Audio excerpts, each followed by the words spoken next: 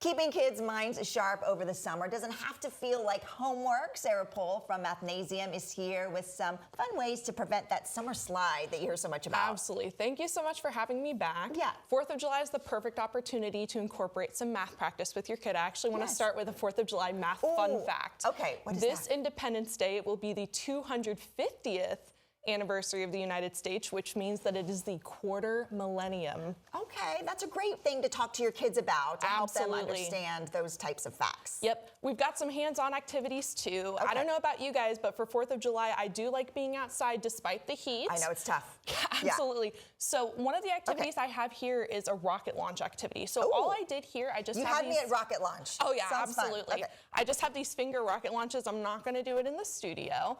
And then Why not? Why not? Okay. I set up targets. These are just paper plates with some numbers on them. So you can lay them out in your yard and have the kids launch the rockets, whichever one it lands closest to, that's the amount of points they get, and then they can add them up. They have to add up the point. Now, how do these work? You just pull and... Yep, pretty much. You just pull and release. This way. Like Yep, this? Exactly. And it goes that way? Mm-hmm.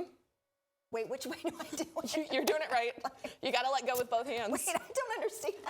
I didn't understand it. All right. Sorry, I'm really... Oh, like fling it. Like that. Fling it. All right. There I don't you know go. what I'm doing. Okay. And then sometimes for the younger kids, maybe working with numerical fluency isn't the best fit for them. So I do have a hands-on activity here. This teaches symmetry. Yeah. So all I did was I just folded a piece of paper in half. Oh, yes, I love and that. And then I painted a design on one half of it, folded it, pressed it down, and then that made the design be on the other side. Yeah. So that's a good way to get your kids to like predict how do I make my design look on one side versus the other.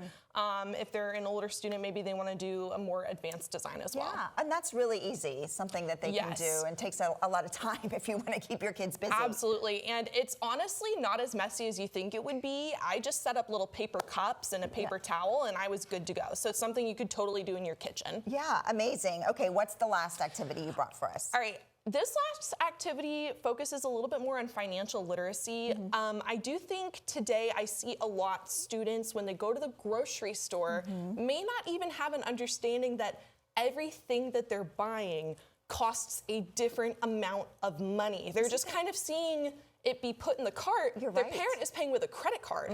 So they're not necessarily making that connection about the different amounts of money.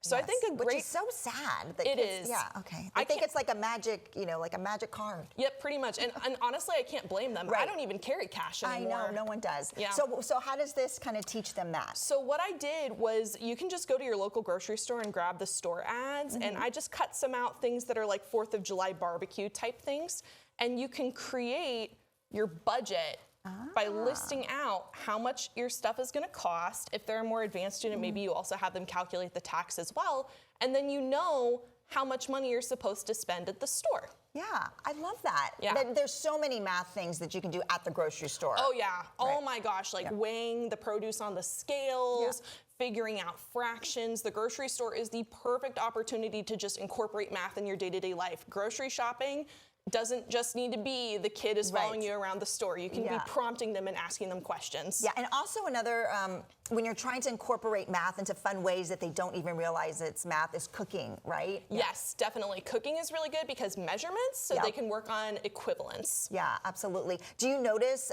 a lot of students kind of fall behind during the summer? I do, because what happens is during the summer, they're not getting as much practice as during the school year when they're in school and they have class.